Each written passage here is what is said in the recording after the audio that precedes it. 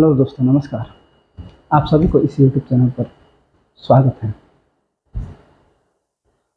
आज फिर एक नया वीडियो का साथ उपस्थित हो चुका हूँ। आज का वीडियो का विषय रहने वाला है कि ब्रह्म कुमारी पंथ, जो आप लोगों को भी पता होगा, कुछ सालों से चलते आ रहे हैं। ब्रह्म कुमारी पंथ के बारे में आप लोगों ने कहीं भी सुना होगा कि ये पंथ कैसा है और क्या है, किसका चलाया हुआ है। जगत गुरु तत्वदर्शी संत रामपाल जी महाराज ने बताया जा रहा है कि ये पंथ कोई प्रेत आत्मा का चलाया हुआ पंथ है, जो कि एक आत्मा एक व्यक्ति का ऊपर आके घुस जाता है और वो बोलने लगता है। और लोगों ने बताया जा रहा है कि जब वो आत्मा एक बॉडी में प्रवेश होता है तो उसका वो जब ज्ञान बोलता है उसी ज्ञान का आधार से यह पंथ चलाया जा रहा है। आइए आज हम लोग जानते हैं कि इसका क्या सच्चाई है। जगत गुरु तत्वदर्शी संत रामपाल जी महाराज ने इस ब्रह्म कुमारी पंथ के बारे में अपने सत्संग में बहुत अच्छे से सच्चाई का पर्दाफाश किया हुआ है। आगे देखने से पहले आप लोगों को रिक्वेस्ट है कि आप लोगों को ये वीडियो अच्छा लगा तो लाइक, शेयर तथा सब्सक्राइब कर दीजिए तथा कमेंट बॉक्स में अपना राय ज़रूर बताइए कि आप लोगों को ये वीडियो कैसा लगा। चलो आइए जानते हैं कि जगत गुरु तत्वदर्शी संत रामपाल जी महाराज के विचार में ये पंथ का सच्चाई क्या है और इसमें क्या रहस्य छुपा हुआ है।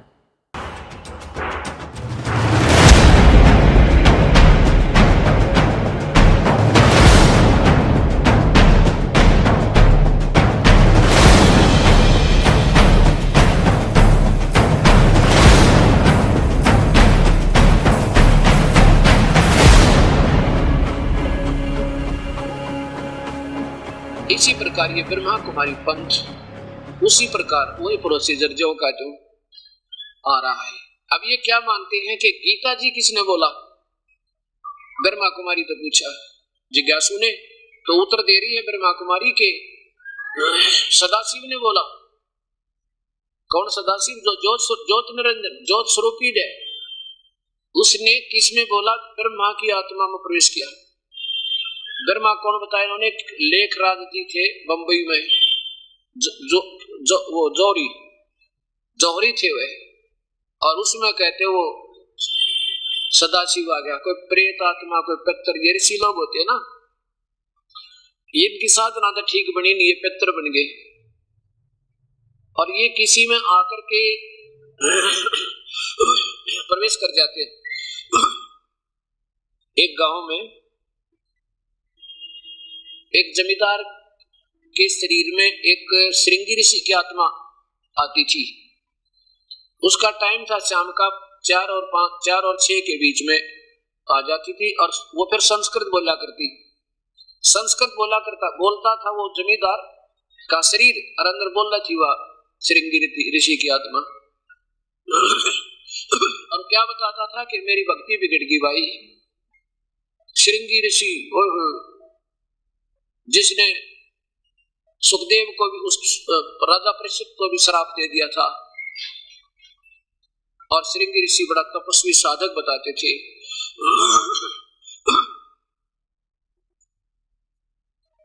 अब ऐसे वो आत्मा, अब वो कुछ भी सट्टे मारे, संस्कृत उसको आती थी, क्योंकि आत्मा के अंदर ये पुराने संस्कार विद्यमान रहते हैं अंतःकरण में, जीव आत्मा में। जीव जो है, ये जीव जो कहलाता है, ये आत्मा समेत है। और जब जीव खत्म हो जाएगा, केवल आत्मा रह जाएगी, जीव नहीं रहेगा फिर। तो इसी प्रकार इस ब्रह्मा कुमारी यानी श्री लेखराज जो बात हुए हैं जौहरी, उनकी आत्मा में कौन आया? कोई प्रेत आ गया, और वो कोई ऐसी अधूरी साधना करने वाला, जिसकी वैसे ही, क्योंकि अंदर जब ध्यान लगाएंगे समाधिस्थ हो जाएंगे ब्रह्मांड का, ना जाने कौन से लोक में असंख्य इतना इंद्र जाल बताते हैं ना, इतना इसमें कबाड़ पर रखा काल ने इस ब्रह्मांड में ना जाने कौन से में समाधि पहुंच जा और वही रचना कर रखी इसने, तो कितने लोगों की अलग अलग से अपने हिसाब से, अब मतलब छोटे छोटे द्वीपों की। ये ब्रह्मा विष्णु महेश चक्कर में पड़ गए। बता इस लेखराज ने कैसे कैसे समझ में आने देगा ये काल।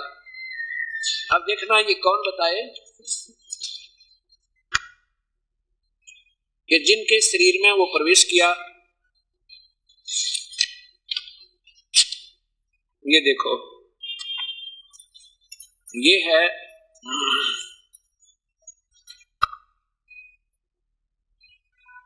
ज्ञान योग पत्रिक पवित्रता शांति पथ प्रदर्शनी। नीचे देखिए,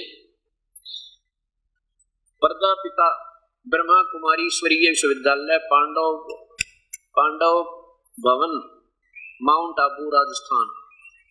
ये किस में प्रवेश किया यहाँ देखो,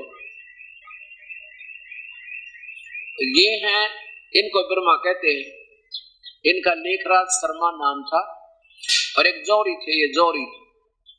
इसमें वो प्रेत आत्मा आ गई और फिर देखना, फिर इसकी आत्मा जब ये मर गया स्मान लग गई और ये भी मर गया थी। दो चाहिए इन दोनों आत्मा ना, दो बैठे हैं, ये आत्मा दो ब्रह्मा कुमारी बैठे हैं, क्योंकि एक की आत्मा इसकी आओ, एक दूसरे की आओ। उसको सदाशिव की आत्मा कहते हैं कि वो आती है ब्रह्मा की आत्मा, इसको ब्रह्मा बताया महापुरुषों ने। और कहते शिव की आत्मा ने ब्रह्मा मावे, ब्रह्मा की आत्मा इसमें आवे, और जब यह बोले और फिर ज्ञान देवे। और ये कौन शिव कौन है? सदाशिव वही जिसने गीता बोली थी, वही है। एक सवाल सदाशिव श्री कृष्ण कहते, वो श्री कृष्ण में प्रवेश करके, ये देखो ये है पिता श्री ब्रह्मा। अब इसको ब्रह्मा नाम रख दिया, नाम इनका लेखराज जी था, जिनके माध्यम से परम पिता शिव ने ज्ञान दिया।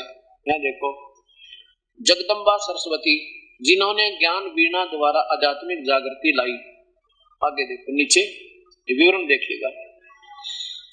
जिस मनुष्य के तन में परमात्मा शिव ने प्रवेश किया, वह उस समय कलकत्ता में एक विख्यात जौहरी थे और श्री नारायण के अनन्य भगत थे।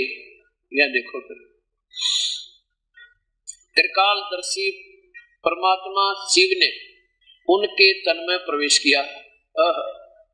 उनके मुख द्वार ज्ञान एवं योग की द्वारा, उनके मुख के द्वारा भीतर पूछ की तरफ प्रवेश करके कोई, और ज्ञान एवं योग की शिक्षा देने वाले सभी ब्रह्मा कुमारों और ब्रह्मा कुमारियों में जो श्रेष्ठ थी, उनका इस अलौकिक जीवन का नाम हुआ जगदम्बा सरस्वती। वह यज्ञ माता हुई। अब देखो फिर ऊपर ये पूरा पीछे किया, पीछे देखो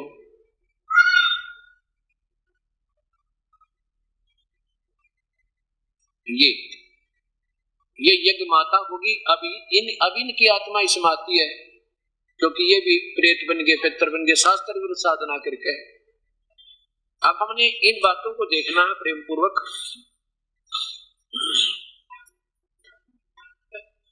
देखिएगा इनके द्वारा रचना, ये सृष्टि रचना देखिए इनकी कितनी बढ़िया बनाई है इन्होंने। ये देखो शिव का परम धाम, तीन लोक कौन से हैं और शिव का धाम कौन सा है? यहां देखिए, पहले चित्र देखें इनका। तीन लोक कौन से हैं और परमात्मा शिव का धाम कौन सा है? ये तीन लोक बताए इन्होंने। कौन सा? ये तो कहते हैं, ये देखो नीचे आगे लो, ये तो ब्रह्मलोक। कौन सा ब्रह्मलोक में बना लिखा, बाहर लिख रखा है, इससे बाहर ये एक ब्रह्मांड बताऊं, ये एक ब्रह्मांड है, ये अंडे जैसा, ये एक ब्रह्मांड है। ये तो ब्रह्मा का ब्रह्मलोक, और ये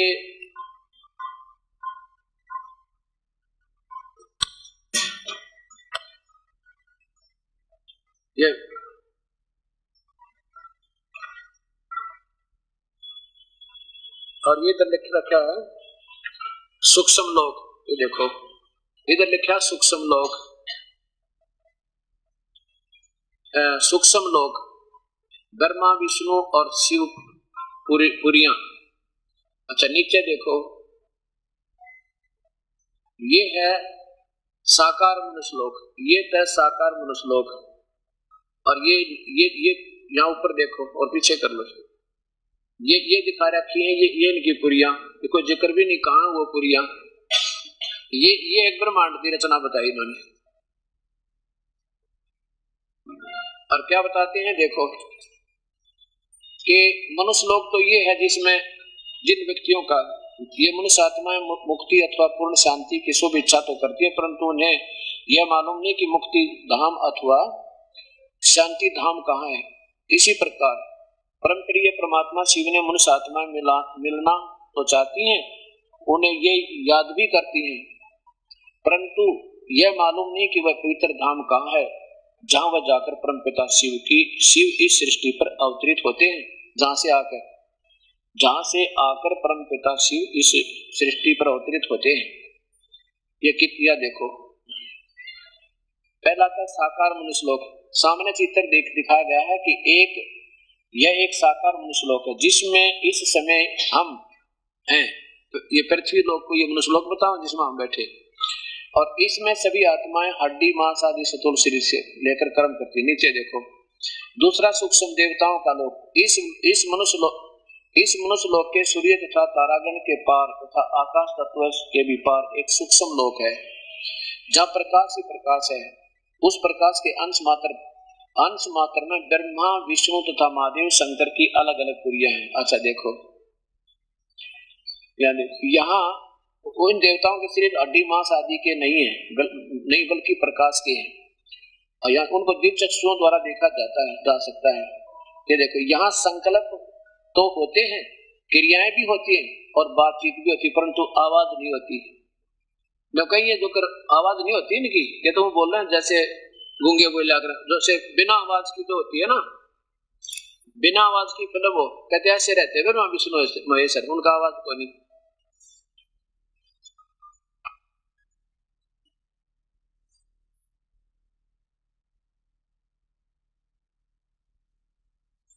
और तीसरा बताते हैं ब्रह्मलोक। ये वो लोक है जिसमें केवल एक बिंदु दिखाई देता, बिंदु, जो केवल एक बिंदु दिखाई देता है वो लोक है ये।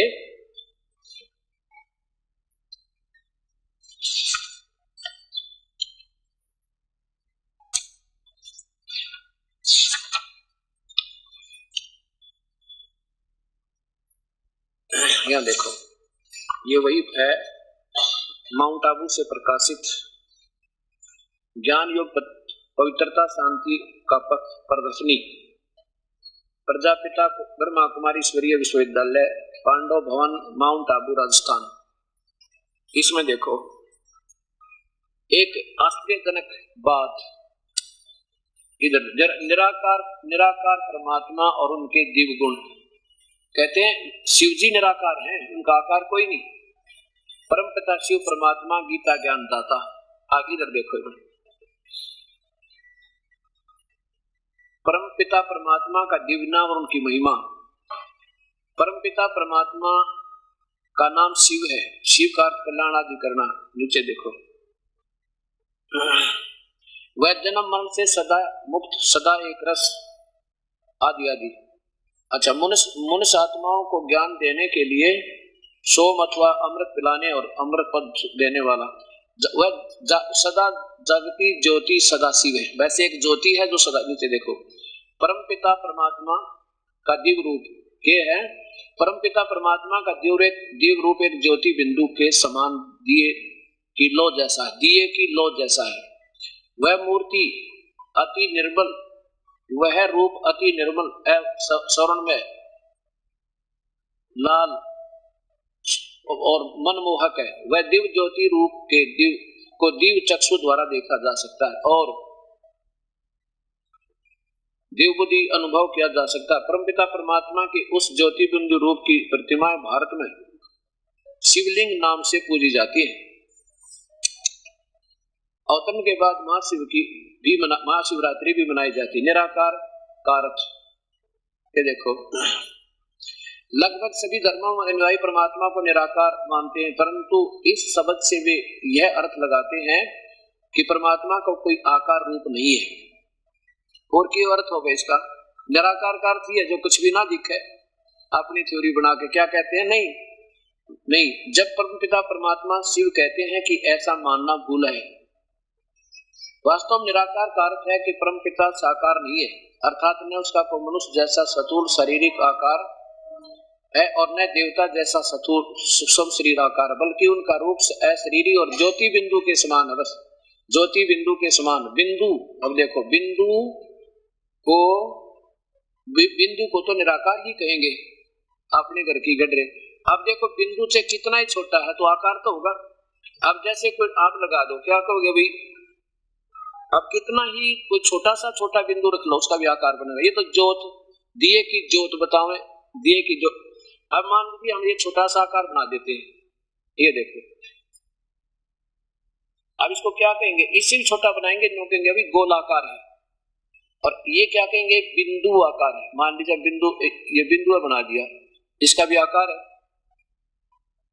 और ये कहते हैं नहीं, बिंदु आकार नहीं होता, आकार साकार का अर्थ होता है जो अनविजिबल हो उसको निराकार कहते हैं, जो दिखाई ना दे। और कोई भी ये कहते हैं शिव का लिंग है ना, शिवलिंग तो सही है उसका, तो तरह गजब हो। ये कहते हैं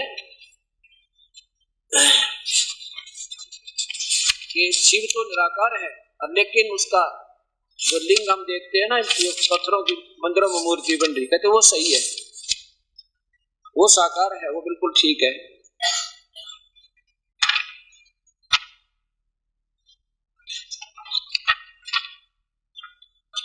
ये देखो इसी की ये वही किताब है, क्योंकि भगवान शिव तो मनुष्य रूप में आकार है और उसका लिंग निराकार है, और बिंदु लिंग शरीर निराकार, पर वही है। अब देखो इस पे शिव और शंकर में अंतर कहते हैं, शंकर तथा शिव, ये तो शंकर है और यो डला शिव है। गजब, यो डला शिव है, क्योंकि यू है परम पिता, रखूटे बाग थरे अर्गेला मारे। ये देखो ये क्या लिखा है कि सूक्ष्म लोक निवासी विनाशकारी आकारी देवता रचना। ये देखो परम धाम निवासी कल्याणकारी निराकार परमात्मा। ये देखो ये निराकार परमात्मा। अरे तेरा गजब हो, यो कुछ सोचते लो बोलन के पहला सारे शास्त्र फेल कर दिए, सब ऋषि फेल कर दिए। निराकार साकार क्या होता है? डड़ा भी आकार भी दिखे सामने के यू है भगवान, ये तो पक्का भगवान। ये परमात्मा, ये मेरे बंदी छोड़, मेरी भी अच्छी ड्यूटी लाई मालिक ने, मेरे महल दौड़ की। अब यहां देखो इसमें क्या कहते हैं, ब्रह्मा कुमारी से पूछा गीता का ज्ञान किसने दिया? कि भगवान सदाशिव ने। वो सदाशिव आपके सामने है, यो काल है जो आप पूर्ण विवरण आपके सामने सब शास्त्रों में प्रमाण। अरे इनका कोई प्रमाण नहीं, किसी भी शास्त्र का एक अंश भी आधार नहीं इन महापुरुषों का। अपने तो के मारे भूत बोल रहे इनके अंदर। पहले एक लड़की बोला करती ब्रह्म कुमारी थी, अब दो ब्रह्मा कुमारी बैठे, क्योंकि एक में तो वो भूत पहले वाला जो ब्रह्मा, इसमें लेखराज जी में आया करता। अरे लेखराज की आत्मा और दूसरी माँ दोनों बैठ कर बोल रहे, वहां से दोनों भूत बोल रहे, इसमें अपने अपने सट्टे मार के दुनिया को गुमराह कर रहे हैं। ये भक्त समाज ने सोचना पड़ेगा, ये तो मानने को ना, क्योंकि वहां का। और फिर कहते हैं कोई गुरु की आवश्यकता नहीं, बस ना कोई नाम जाप करना, ध्यान लगा लो क्या का ज्योति बिंदु का, और गुरु की आवश्यकता नहीं, ना कोई नाम जाप करना, ये खूब करा वही काम। अब देखो साप्ताहिक पाठ्यक्रम, ईश्वरीय ज्ञान का साप्ताहिक पाठ्यक्रम प्रजापति ब्रह्मा कुमारी ईश्वरीय विश्वविद्यालय, पांडव भवन, आबू पर्वत, राजस्थान। अब इसमें देखो क्या कोई पूछा है ब्रह्मा कुमारी जी से, प्रश्न नंबर 143 पे। यहां देखो किसी ने पूछा, बहन जी यह जो रहस्य आज आपने सुनाए हैं वो बहुत ही नए और गुह्य हैं। नीचे सुनो, पहले यहीं से चलते हैं। ये क्या बताती है? ये क्या गीता के भगवान को जानना जरूरी है? ब्रह्मा कुमारी पूछती है, से पूछा।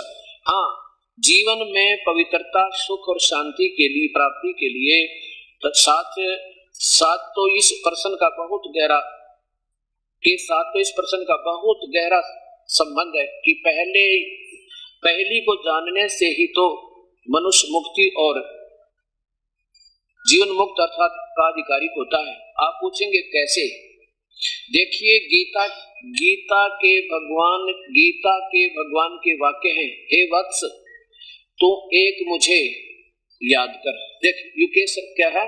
मन मना भव, यानी पूरा श्लोक नहीं, 2 अक्षर ले दिए कहीं, क्योंकि पूरा लिखते हैं तो इनको सरलार्थ करना ना हो, 2 अक्षर ले लिए, मन मना भव। ये है 18 अध्याय का 63वां श्लोक, 18 अध्याय का 65वां, और नीचे 4 अक्षर ले लिए कि मैं तुझे सब पापों से मुक्त कर दूंगा, ये ले लिया, सर्व पापेभ्य मोक्षामि, ये 18 अध्याय का 66वां श्लोक के 2 लाइन ले ली है। कहते हैं अब प्रश्न उठता है कि ये महावाक्य किसने बोले? क्या श्री कृष्ण ने बोले या किसी और ने? कहते हैं किसके हैं? श्री कृष्ण देवता के या ज्योत स्वरूपी परमात्मा शिव के? शरीरधारी देवता तो याद करने से मनुष्य बला मुक्ति की अवस्था था। शरीर के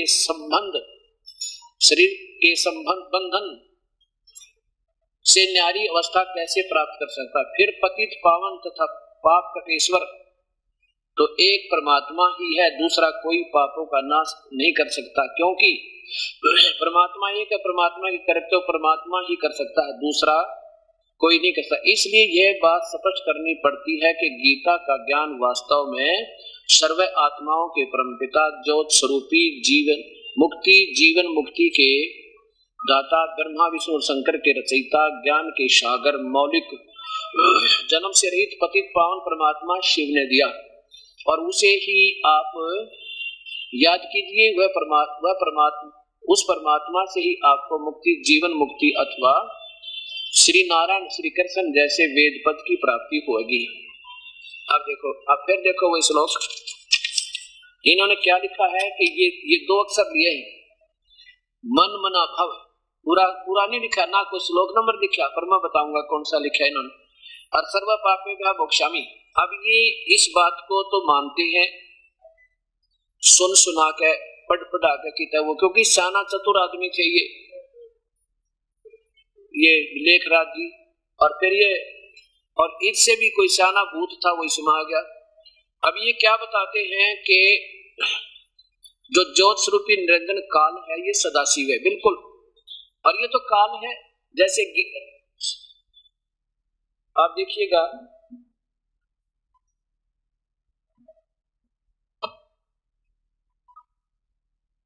शिव महापुराण, ये शिव महापुराण में जैसे आपको बताया, क्योंकि जो भक्तात्मा इस पूरे सत्संग को सुन लेगा फिर तो ये इनके बच्चे के खिलौने लगेंगे, कहीं की ईंट कहीं का रोड़ा। अब देखिए ये है वो शिव महापुराण,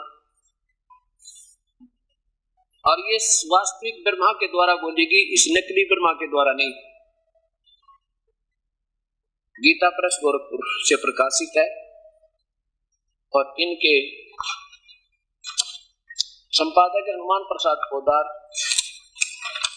और मुद्रक है गीता प्रेस गोरखपुर। इनके रुद्र संहिता अध्याय नंबर 6 में प्रश्न नंबर 100 पे सिर्फ इतना ही दिखाऊंगा कि ये काल जो है, ये काल और दुर्गा, यही काल ज्योति निरंजन, जिसको सदाशिव भी कहते हैं, इसको काल भी कहते हैं, और इसी को ब्रह्म भी कहते हैं। रुद्र संहिता प्रश्न नंबर 100 पे अब देखो, ये महादुर्गा की महिमा है, दुर्गा की महिमा है, जो महापार्वती रूप में इस काल के साथ ब्रह्मलोक में रहती है। उस पराशक्ति को प्रधान प्रकृति गुणवती मायावती तत्व की जनित विकारित बताया है। वह शक्ति अंबिका कही गई है, जिसको प्रकृति सर्वेश्वरी त्रिदेव जननी ब्रह्मा विष्णु महेश की माता भी कहा गया है। नित्य और मूल कारण भी कहते हैं सदाशिव द्वारा प्रकट की गई उस शक्ति की 8 भुजाएं। अगर ये कोई समझदार भी बोल रहा होता है, साथ में ये भी बताता ब्रह्मा विष्णु महेश के माता पिता कौन है, पिता वो तो बता दिए कि सदाशिव न रचे, इनकी माँ कौन है, अर्थात अल्पज्ञ है ये जो उसके अंदर बोल रहा है। सुनी सुनाई कोई कथा सुन दी भूत ने, अरे वो ऐसे बोल रहा है। अब देखो नीचे, तीनों ब्रह्मा विष्णु महेश की माता दुर्गा है, और ये सदाशिव कौन है? वे तो सदाशिव हैं, वे परम पुरुष ईश्वर शिव शंभु और महेश्वर कहते हैं। वे ऊपर देखो, वे अपने सारे अंगों पर भस्म रमाए रहते हैं। उन काल रूपी ब्रह्म ने, ये काल कहो चाहे ब्रह्म कहो, सदा शिव कहो, ये है वो काल जो वास्तव में जिसने गीता बोली। ये कौन है? ये ज्योत निरंजन, और ये गुप्त रूप में रहता है। अब इसी ने गीता बोली। प्रमाण ये है कि इसमें लिखा है कि अर्जुन मैं काल हूं। ये गीता इस भगवान ज्योतिनंदन के द्वारा नो की नो बोलेगी श्री कृष्ण में प्रवेश करके, कोई बिल्कुल सही। और इसी काल ब्रह्म ने जो स्वरूपी निरंजन सदाशिव ने चारों वेदों को बोला, और वो वेद फिर समुद्र में प्रवेश किए, ब्रह्मा ने मिले और ब्रह्मा ने फिर पढ़े। उसके बाद कुछ प्राकृतिक उथल पुथल के बाद ये एक ऋषि में प्रवेश करके उसी काल में जो सदाशिव ने ज्योति निरंजन ने, और फिर सबको वो दोबारा जो केतु लिखवा दिए। ऐसे ये गीता ज्योति निरंजन ने श्री कृष्ण में प्रवेश होकर बोला, उसके बाद वेद व्यास में प्रवेश करके ये गीता जो की तो लिपिबद्ध करवा दी, वही का और सेम बोला। इतना अक्षर का भी फर्क नहीं इसमें। और अगर ये सदाशिव बोल रहा होता तो ये उठ पटांग नहीं मारता, कहीं की ईंट कहीं का रोड़ा। अब ये क्या बताते हैं? कहते हो सदाशिव था उस ब्रह्मा की आत्मा में, कोई भूत बना हुआ ब्रह्मा भी, तो जो क्या नाम है लेखराज जी, वो तो शरीर छोड़ चुके हैं, तो वे कहाँ है?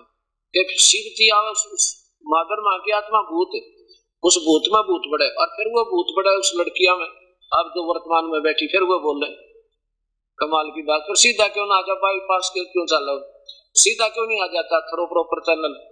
जैसे पहले आ श्री कृष्ण में ऋषि में एक ऋषि में वेद व्यास जी में बोल के चला गा, हजरत मोहम्मद में बोल के चला गा, अब दो आत्मा एक में जब वो काम चले इनका। अब देखिए इसमें 11वें अध्याय के 32वें श्लोक में कहता है कि मैं काल हूं अर्जुन और सबको खाऊंगा। ये काल बोल रहा है गीता को, और ये सदाशिव काल है जिसकी पूजा के लिए खुद कहते हैं ब्रह्मा कुमारी वाले कि इस काल की पूजा, सदाशिव की पूजा करो। और ये कहता है उस परमात्मा की भक्ति करो, मेरी भक्ति ठीक नहीं। ये परमात्मा ये तो खुद कहता है कि मेरी भक्ति तो अनुत्तम है। अब 11वें अध्याय का 32वां श्लोक देख करके आप देखिएगा। अब जिन्होंने ये लगातार सत्संग सुना है उनके तो भ्रम निवारण हो चुके हैं, फिर भी आगे भी ये सीडी बन रही है, कैसेट बनेगी। दास का उद्देश्य यही है कि हो सकता ना जाने कब कौन प्यारी आत्मा और खोल ले अपने टीवी ने और कित बाग जग जांस के। ये वही गीता जी अध्याय नंबर 11 का श्लोक नंबर 32 देखो।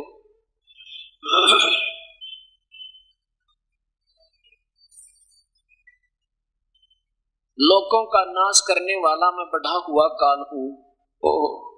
खुद कहे मैं महाकाल हूँ, वैसे तो काल है माने काल हूँ, कोई बात नहीं, महाकाल कह दे उसने।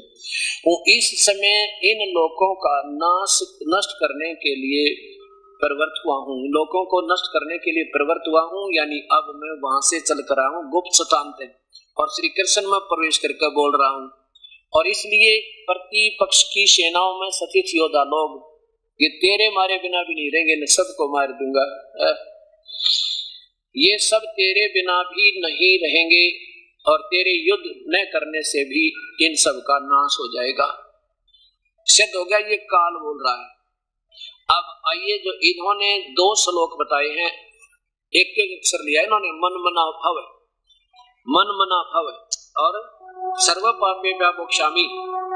जब ये पूरे लिख दें तो इन्हें सदलार्थ करना ना आवे, पूरा इसने न्यू नहीं लिखा है, एक अक्षर दे दे बताओ उससे क्या समझे। 1-2 श्लोक लिख देते, जब उसकी गीता का महिमा गा रहे हो, भगवान ने ऐसे ऐसे वचन बोले तो 2-4 शब्द लिख देने थे। और ये भगवान तो कह रहा है कि मैं तो उसी परमात्मा और पूर्ण ब्रह्म परमात्मा है कोई, उसकी शरण में हूँ। 15वें अध्याय का 4था श्लोक फिर देखो, क्योंकि इनका आपस में एक दूसरे के साथ लिंक बनता है। यही 15वें अध्याय का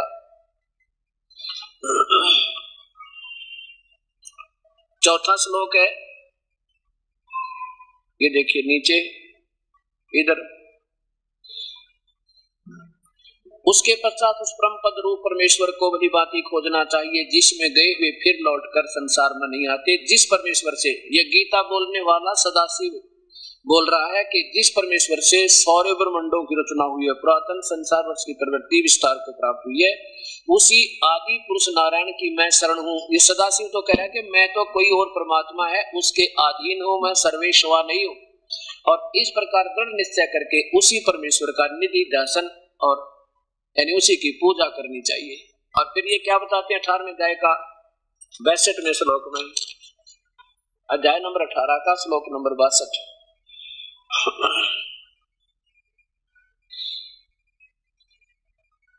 ये 12 प्रकार से उस परमेश्वर की शरण में जा, ये सदाशिव बोल रहा है, खुद कह रहा है कि उस परमात्मा की शरण में जाइए, काल बोल रहा है। और उस परमात्मा की ही कृपा से तू परम शांति और सनातन परम धाम को प्राप्त होगा। काल का परम धाम तो यो जन्म मरण का है। ये कहता है तेरे और मेरे अर्जुन बहुत जन्म हो रही है, तू नहीं जानता मैं जानता हूं, हम तो जन्म और मृत्यु में अविनाशी नहीं है। अब देखो 63 में कहा कि इस प्रकार ये गुप्त से गुप्त भेद मैंने तुझे कह दिया, क्योंकि सारी गीता बोल दी।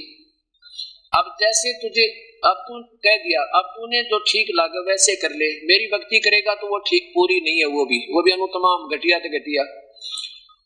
और उस परमेश्वर की करनी है तो तू सोच ले, उन संतों को ढूंढ ले। अब देखो 64वें श्लोक में क्या लिखा है, एक और गुप्त बताता हूं तुझे, गुह्यतमम गुह्य शरणो में परमम वचः, और गुप्त से गुप्त मेरे वचन सुन ले।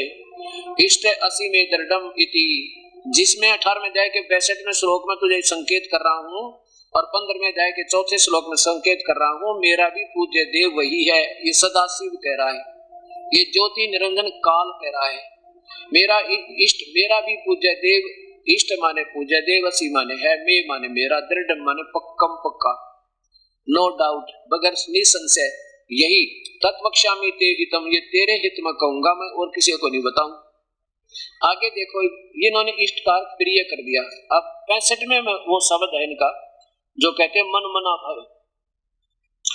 अब ये है 65वां श्लोक, इसमें क्या बताया कि मन मना भाव, बस ये 2 लाइन ले ली, 2 ये पूरा श्लोक लिखते हैं कि कलम जैसे थी भाई, ताकि पता लग जाता है। आम आदमी को सोचा ना कौन से श्लोक का है, कौन से का ना है। अरे दास ने तो के ऊपर कृपा परमेश्वर की, इनके संकेत ही समझ जाते हैं कि ये कहाँ बोल रहे हैं, कौन सा स्टेशन पकड़ गए। इनके तो 1 मिनट में कोई से स्टेशन पे, 1 मिनट में कोई से स्टेशन पे, इनका कोई ध्येय नहीं कि कौन सा स्टेशन बोल रहा है इनका रेडियो का।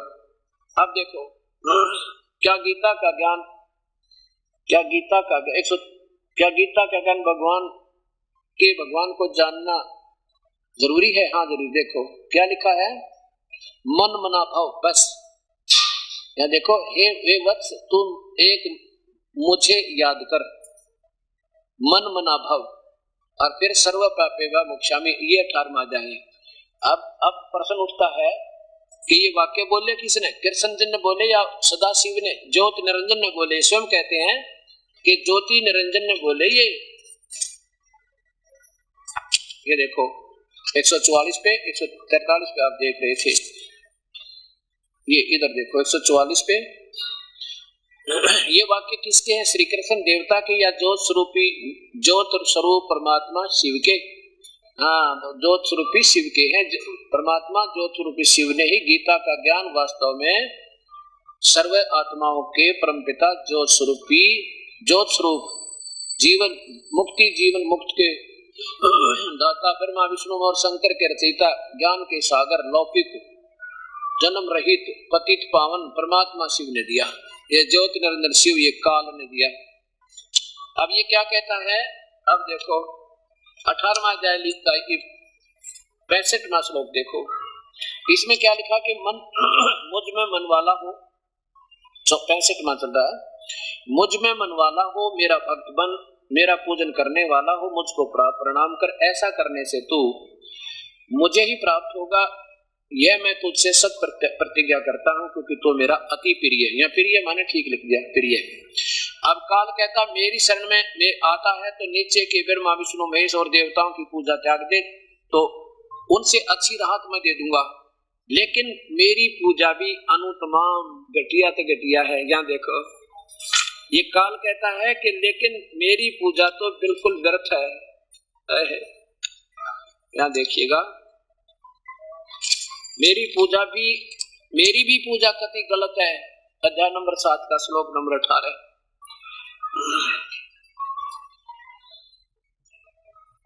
ये 18 में उदारा सर्वे एवमेति ज्ञानी तु आत्मा एवं में मतम।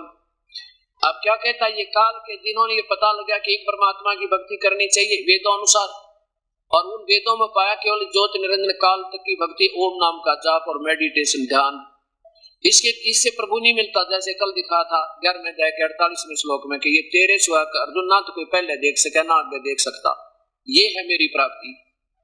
वो है वास्तविक रूप ज्योति निरंजन का नहीं, अर्थात कोई किसी से भी परमात्मा नहीं मिला है, ना वर्ण वेदों में वर्णित विधि से, ना किसी जप से, ना तप से, ना जप से, ना किसी ज्ञान से। ये देखिएगा, पहले ये देख करके फिर यहाँ आइएगा। और जिस कहते मैं नहीं देखा जा सकता किसी प्रकार भी किसी सूरत तक।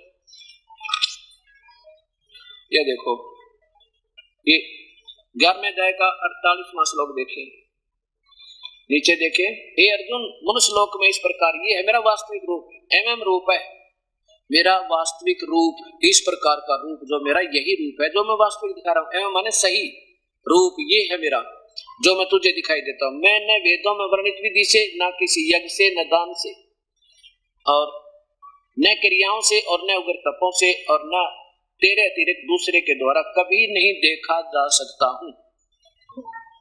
अब तो साकार दिखाया उसने गीता वाले भगवान ने, तो मनुष्य जैसा था वो अरियन कहना वो तो निराकार बिंदु है, बिंदु के सामने हजार हजार सब देख देख कर बताने लग रहा काल, और अर्जुन आंखों देखा बता रहा। अब फिर देखिए 7वें अध्याय का 18वां श्लोक, इधर आओ। काल क्या कहता है कि मैं इन ऋषियों ने ओम नाम के जाप से वेदों मणि विधि से कोशिश तो बहुत की पर मैं मिला नहीं। इन्होंने सोच लिया वो निराकार है और एटम बम बन गए, 84 लाख दुनिया छूटी नहीं, क्योंकि इनको परम पिता परमात्मा पूर्ण ब्रह्म के ज्ञान बताने वाला वो तत्वदर्शी संत ना मिला, जिसके कारण क्या बताते हैं, उदारा सर्व एवं एते ज्ञानी तु आत्मा एवं में मतम।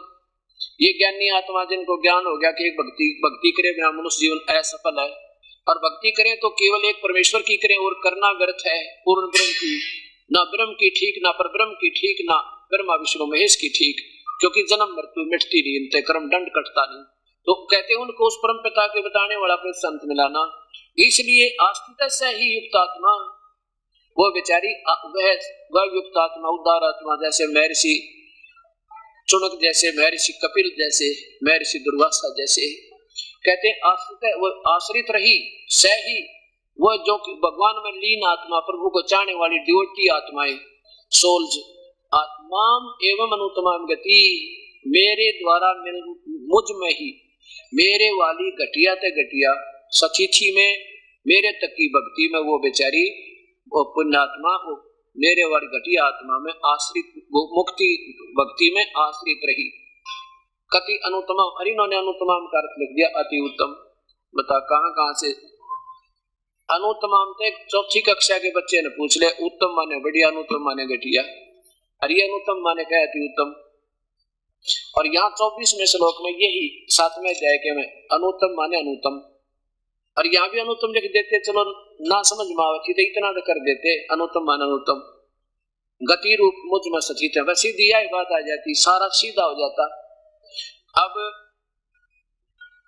18वें अध्याय के 66वें श्लोक में जैसे इन्होंने कहा मैं तुझे सर्व पापे भ्या मोक्षामि मा सोच, अब वो सुनाता हूं आपको। अब ये क्या बताया है कि पूरी गीता का ये पूरा गीता शास्त्र बोल दिया काल ने, ज्योति निरंजन ने, सदाशिव ने, और कह रहा भी जब मेरी भक्ति करेगा तो जन्म मृत्यु तेरी मिटे ना मेरी मिटे नहीं, और तेरे और मेरे बहुत जन्म हो लिए, आगे भी होते रहेंगे। और तूने भक्ति करनी, उस परमात्मा की भक्ति करनी है तो उन संतों को ढूंढ ले जो तत्वदर्शी संतों, मैं नहीं जानता उस परम पिता उसके बारे में। अब क्योंकि ब्रह्मा कुमारी वाले कह रहे ना गीता जो इसने सदाशिव ने बोली बिल्कुल सही कहा इन्होंने, ये तो इनका सुना सुनाई कथा है, ज्ञान है इन लड़कियों की। और ये देखो पहले तो देखो चौथे जाएगा 4वां श्लोक, 5वां श्लोक, चौथे जाएगा 5वां श्लोक, ये पवित्र गीता जी। और यहाँ देखो चौथे अध्याय का, अध्याय नंबर 4 का और श्लोक नंबर 5 ही है ये। हे परंतम अर्जुन, मेरे और तेरे बहुत से जन्म हो चुके हैं, उन सबको तू नहीं जानता, मैं जानता हूं। ये काल बोल रहा है ज्योति निरंजन सदाशिव के मेरे तेरे बहुत जन्म मृत्यु हो लिए और तेरे मेरे तो बहुत जन्म होंगे, आगे भी होंगे। और फिर देख लो, ये इनको अजन्मा बताते हैं, इनका अजरो अमर है, ये विनाश नहीं होता। ये स्वयं दूसरे अध्याय के अंदर 70वें श्लोक में कहता है, दूसरे अध्याय के 70वें श्लोक में कि नाश रहित तो उसको जान। अब देखो ये दूसरे अध्याय का 12वां श्लोक लो, दूसरे अध्याय का श्लोक नंबर 12। क्या देखो,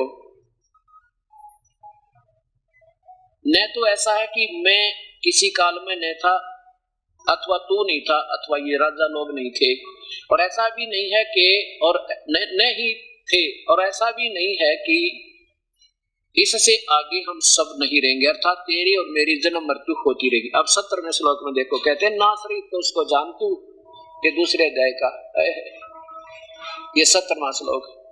नाश रहित तो उसको जान जिससे यह संपूर्ण जगत दर्शय वर्ग व्याप्त है, और इस अविनाशी का विनाश करने में कोई समर्थ नहीं है। स्वयं को तो नाशवान बता रहे हैं, ज्योत रूप भगवान सदाशिव ये काल, और कहता वो परमात्मा तो कोई और है।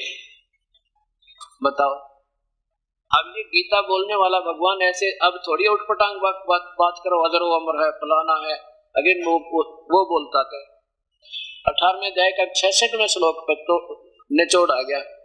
अब ये कहा कि अगर मेरी शरण में आना है तो मेरी भक्ति कर, और मुझ में मन वाला और नीचे की भक्ति छोड़ दे, पर मेरी भक्ति भी उत्तम नहीं है, श्रेष्ठ गति व्यर्थ, क्योंकि जन्म मृत्यु नहीं मिट सकती, कर्म दंड कट नहीं सकता। और ये कहते हैं पाप कटेश्वर महेश्वर, इस सदाशिव ने जो पाप दूने पैदा कर दे, ज्यादा से ज्यादा यही लगा सके पाप, और कोई ला नहीं सकता, और इसको पाप कटेश्वर कहे। अब देखो, अब कहते हैं, अब 66वें श्लोक का क्या इन्होंने दिया है, बस ये लिखा है सर्व पापेभ्यः मोक्षामि, बस ये इतना हिंट लिख के और छोड़ दिया। पूरा लिख देते ये श्लोक, क्योंकि ब्रह्मा कुमारी में जब भगवान शिव बोल रहा होता, सदाशिव भी जो काल बोल रहा होता, तो ये पूरा श्लोक बोलता, ये सुनी सुनाई 2 अक्षर ना बोलता वो। हाँ, तो इस जिसके कारण ये उड़ जा कर जब पूरा श्लोक लिख देते, आप भी जाएंगे कहा, क्योंकि परमात्मा की प्यारी आत्मा जो है, आप कोई बालक नहीं बोले किसी ने, अब ये सब समझेंगे जिन्हें भक्ति चाहिएगी, वो बुद्धि से काम भी लेगा। इन उल्टी अटकड़ों में से 4 युग हो गया हमने और अटकाएंगे। देखो क्या गीता के भगवान को जानना जरूरी है। ये देखो सर्व पापेभ्यः मोक्षामि, बस ये छोड़ दिया इतना लिख के। ये कौन से का है? 18वें अध्याय का 66वां श्लोक। ये ऊपर देखो अध्याय नंबर 18 का और श्लोक नंबर 66 है। इसका केवल ये हिस्सा ले लिया, सर्वे पापेभ्यः मोक्षामि। क्या अर्थ है कि सर्वधर्मान परित्यज्य माम एकम शरणम व्रज। सर्वधर्मान, सभी धर्मों की, सभी धार्मिक पूजाओं को, मेरे लेवल की जितनी भी धार्मिक पूजाएं मुझ में, माम माने मुझ में, परित्यज्य माने छोड़ के, मुझ में सब मेरी पूजाओं को छोड़ के एकम शरणम व्रज। एकम माने अद्वितीय, अद्वितीय जिसके बराबर कोई दूसरा ना हो, अर्थात सर्वशक्तिमान की शरण में। वर्ज माने जा। अहम तवा सर्व पापेभ्यः मोक्षामि मा शुच, फिर मैं तुझे सब पापों से मुक्त कर दूंगा, तू चिंता ना कर अर्जुन। अब देखो, अब ये गीता बोलने वाला कहते हैं ये तो श्लोक उसी भगवान का है जो सदाशिव का। अब और को तो ये कहते हैं ना गीता में मिलावट कर दी होगी यार, ये तो सही मानते हैं ना इसको कि ये तो सही उन्होंने बोला है। तो अब इसमें क्या बोला उन्होंने, ये देखो, ये खुद गीता ये क्या बताते हैं कि सर्व कर्मों को, अर्थात संपूर्ण कर्म करते हुए कर्मों को मुझ में त्याग कर, या लिख तो केवल एक मुझ, देखो मुझ सर्वशक्तिमान सर्वाधार सर्वेश परमेश्वर की शरण में आ जा। वर्ज माने आजा बताते हैं ये, और वर्ज माने जाना होता है। अब ये सदाशिव तो कह रहा है कि उस परमात्मा की शरण में जाओ तुम, और ये कहीं तुम इसकी पूजा करो शिव की, ब्रह्मा कुमारी वाले। अब देखो, अहम मैं तुझे सब पापों से मुक्त कर दूंगा, सर्व पापेभ्यः मोक्षामि, ये 2 अक्षर है इनके, सर्व पापेभ्यः मोक्षामि, शोक ना करे। अब दिखाऊंगा आपको वर्जमाने क्या होता है। वर्जमाने क्या होता है ये आपके सामने प्रत्यक्ष प्रमाण होगा। अब सबसे पहले दिखाता हूं शिव श्री विष्णु पुराण।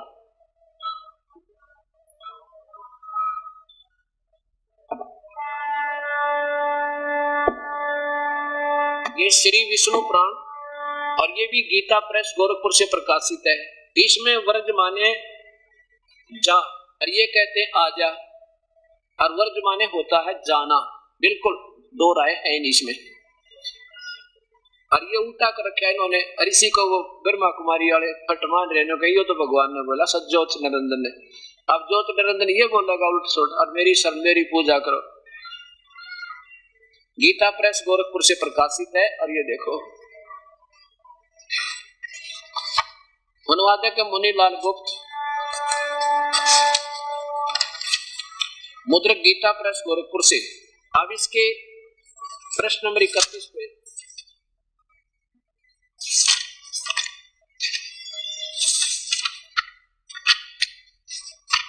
ये देखो, ये प्रश्न नंबर 31 अध्याय नंबर 2, अध्याय नंबर 9। यहां देखो नीचे, ये 35 नंबर श्लोक में, ये मंत्र 34, ये 35। प्रावेशरम शरणम व्रज, ये वही वह कहता है जय व्रज, व्रज माने जा। यहां देखो, ये 34वां श्लोक समाप्त हो गया। या 35 में कहा है तुम दैत्यदलम प्रावेशरम, भगवान विष्णु की शरण में जाओ। बिल्कुल ठीक है, नो डाउट। जाओ माने चले जाओ, व्रज माने जाना, आना नहीं होता, जाना। ये कहते हैं आजा। अच्छा, ये तो इन्हीं के द्वारा ये सही किया इन्होंने निष्पक्ष भाव से। और यहाँ ये असमंजस में पड़ गया कि ये परमात्मा और किसके बारे में कह रहा है, वहां जाओ, क्योंकि ये तो श्री कृष्ण मानकर सर्वेश्वर माने बैठे इसको। अब यहाँ देखो, ये संस्कृत शब्दकोश, संस्कृत और हिंदी शब्दों में विशेष अंतर नहीं होते। देखो, संस्कृत हिंदी शब्दकोश वामन शिवराम आपटे के द्वारा, और इसमें क्या लिखा है, वह का तलर है और जय व्रज, वह का तलर है जय व्रज। व्रज माने जाना, चलना और प्रगति करना। और नीचे देखो वर्जन, ये क्रिया बन जाती है वर्जन। वर्जन माने वर्ज, वह का तलर है जय, लूट, घूमना फिरना, यात्रा करना, निर्वासन, देश निकाला। और ये कहते हैं आजा, तरह गजब हो। अब देखो, और ये कई है मेरे पास, 4-5 से रखी है मैंने, और इनमें से 2 लिया मोटी मोटी छांट के। यहां देखो, ये नीचे वर्जन, ऊपर देखो ये वर्ज, वर्ज माने गमन, जाना, चलना, और वर्जन ये क्रिया बन जाती है वर्जन, चलना जाना। और ये कहते हैं आना, आजा। ये काल क्या कहता, मेरे पीछा छुटा ले, और भाई मैं काल हूं। और ये कहते हैं आजा, और इसको कहते हैं कि इन्होंने कहा कि ये तो सदाशिव ने ये वाक्य बोले ही बोले, अर्थात ये तो मान गए कि ये श्री ज्योत स्वरूपी निरंजन, ये दोनों श्लोक बोले, और दोनों आपके सामने पेश होंगे। तो इससे सिद्ध हो जाएगा कि ये ड्रिल का सूत्र, ड्रिल के ठीक नहीं फिट बैठ रही, उनमें ये क्या कहते हैं, कहते ये भगवान ने ना बोले शब्द, ये तो ठीक बोले ना। फिर इनको देख लो आप, ये देखो, इसके साथ साथ और भी महापुरुषों की यही दिखाता हूं लीला, इन्होंने एक दूसरे की कॉपी कर दी, नकल ची। ये देखो, श्रीमद् भगवत गीता, आचार्य सुधांशु जी महाराज, और इन्होंने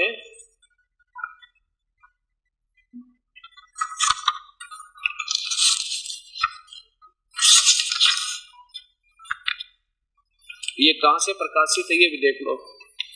मैंने सोचेंगे ऊपर जल्द जल्द दिखा दिया। कई बार ऐसी समस्या है हमारे सामने कि एक ऊपर जरूरत बनवा रखी होगी महाराज जी ने। प्रथम संस्करण इतना, तृतीय संस्करण इतना, 101 रुपये कीमत एक की। प्रकाशक है विश्व जागृति प्रकाशन, ओंकारेश्वर महादेव मंदिर, जी पब्लिक, मानसरोवर गार्डन, नई दिल्ली। दूरभाष इतने। प्रस्तुति करते हैं लेखकीय जगदीश चंद्र अरोड़ा व नरेंद्र आदि, गौरव आदि इनके यहाँ देखो। मुद्रक है इंटर इंडिया पब्लिकेशंस। अब ये 18वां श्लोक देखिए, 18वें अध्याय का 66वां श्लोक देखिए।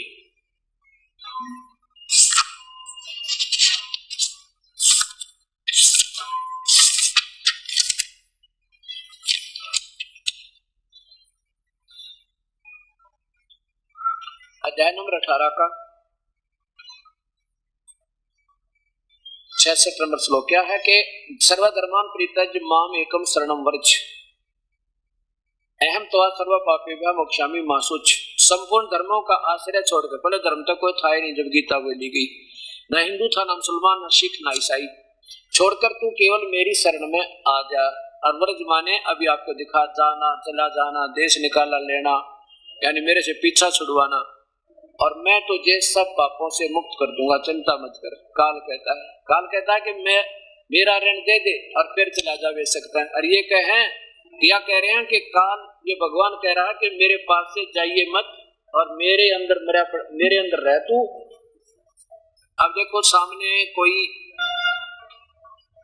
पोस्टर लगा हो, कोई साइन बोर्ड लगा रखा हो गवर्नमेंट ने इंस्ट्रक्शन के लिए भी, आगे मत जाओ, वो भयंकर रास्ता, आगे भयंकर बियाबान जंगल है और या कोई खतरा है इसमें, और वहां कोई खड़ा हो मेरे जैसा पैंट कोट पहन के, और कोई दूसरा व्यक्ति आ रहा है, वो पूछा भी क्या लिखा है इसमें, रास्ता जाना निषेध है या अलाउड है। और वो था अनपढ़ गंवार, उसने और पैंट कोट पहन के चश्मे लाए बैठा था, खड़ा था। उसने सोची जब तू ना बतावेगा तो बात बिगड़ेगी, तेरी आज बेइज्जती होए। कहने का बहुत अच्छा, जाओ ऐसा लिखा कि जाओ, बहुत बढ़िया रास्ता हुआ। तो वो कर दिया इन्होंने, काल के मुंह में दूने फंसा दिए। कहते हैं भगवान तो कह रहा मेरे पीछा छुटवा ले, निकल जा तू, अगर तेरे बताऊं क्योंकि तू मेरा बहुत प्यारा है, रह माओ मैं तेरे तय, और मैं काल हूँ सब न खाऊंगा, उस संत ने ढूंढ ले पर जो यहाँ से तुम्हें निकाल दे।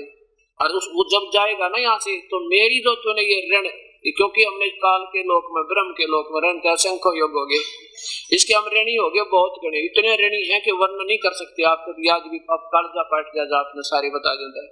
लेकिन एक मंत्र ऐसा मिलेगा, सतनाम, सच्चा नाम, आपको ये एक श्वास की कीमत इतनी होगी पूछो मत, तब ये आपके सारे जीवन में पिछले ऋण इस काल के मुक्त होंगे। बहुत डट कर भजन करोगे जब। तो ये कहता है कि क्या हम क्या करते रहे, ओम नाम के जाप से ज्योति निरंजन की भक्ति करके ऋषि बनकर, और इसका मान नहीं खाते रहे, जैसे दान धर्म करके कहा स्वर्ग में चले गए, देवता बन गए, वहां स्वर्ग में चले गए, वहां हजारों युगों तक रहे, और फिर नरक में जाना पड़ा, फिर 84 लाख दुनिया भोगनी पड़ी। इस कारण जो का तो रह गया हमारे ऊपर। अब हम क्या करेंगे कि इसके रेस्टोरेंट में या पूंजी बर्बाद नहीं करें अपनी, और इसको दे देंगे, आप संभालो हमें, या कुत्ते के दे मत बनाइयो, अपना ये पकड़ो, एक मंत्र देंगे हम आपको, इसको दे देंगे, और ये फिर हमारे को छोड़ देगा। ये कहता है कि उसकी शरण में जाना है तो मेरे सब कर्ज तार जा तू। सर्व धर्मान माने धार्मिक पूजाओं को, परित्यज्य माम, मुझ में छोड़ दे तू जितनी आज तक कमाई मेरे लेवल की, और एकम शरणम जा, वर्ज माने जाओ, और फिर मैं तुझे सब पापों से मुक्त कर दूंगा। क्योंकि पापों का दंड हम भोग रहे, कुत्ते के दे बनकर, टांग कटे, हाथ टूटे, तो फिर ये इसका कर्ज दे देंगे, वो पाप का हमारे ऊपर, ये छोड़ देगा, जा भाई। तो भगवान तो ये करा रही है, संत जन कह रहे हैं, भगवान कह रहा है कि मेरे मुंह में आ जा, उल्टाई जाना मत। ये महापुरुषों की इनकी लेखनी देखो, ये परमात्मा। श्रीमद् भगवत गीता संत श्री आसाराम जी आश्रम अहमदाबाद से प्रकाशित है। आदरणीय श्री आसाराम जी का चित्र और इनके करकमलों द्वारा ये गीता और इनके आश्रम से उपलब्ध, अर्थात इनको ये सहमति है इनकी कि बिल्कुल सही है जो हमने यहाँ से भेजा है शास्त्र बना के, और जिम्मेवारी भी है 18वां अध्याय नीचे देखिए 66वां श्लोक। सर्वधर्मान परित्यज्य माम एकम शरणम व्रज अहम त्वा सर्व पापेभ्यः मोक्षामि मा शुच। नीचे देखो, संपूर्ण धर्मों का अर्थात संपूर्ण कर्तव्य कर्मों को मुझ में त्याग कर तू केवल एक मुझ सर्वशक्तिमान मुझ में त्याग कर मुझ में आ जा। कोई बात वही है, कोई सेंस भी ना बनती इसकी। देखो, संपूर्ण धर्मों का अर्थात संपूर्ण कर्तव्य कर्मों को मुझ में त्याग कर केवल एक मुझ सर्वशक्तिमान सर्वोदर परमेश्वर की शरण में आ जा। और लिखना था, जाओ इन डिक्शनरी भी उठाकर ना देखी, शब्दकोश भी ना देखा, एक दूसरे की कॉपी नकल कर दी। अब ये सारे फेल होंगे, कई बार पकड़े जाते हैं ना बच्चे, 10 के 10 फेल होया करें, इकट्ठे दिन की कॉपी मिल जाती है। अब ये सारे फेल होंगे। देखियो, मैं तुझे संपूर्ण पापों से मुक्त कर दूंगा, तू चिंता मत कर। अब देखो महापुरुषों, अब इस और मान बढ़ाई छोड़नी पड़ेगी। हम 2 दिन के मेहमान बता के मेहमान बढ़ाई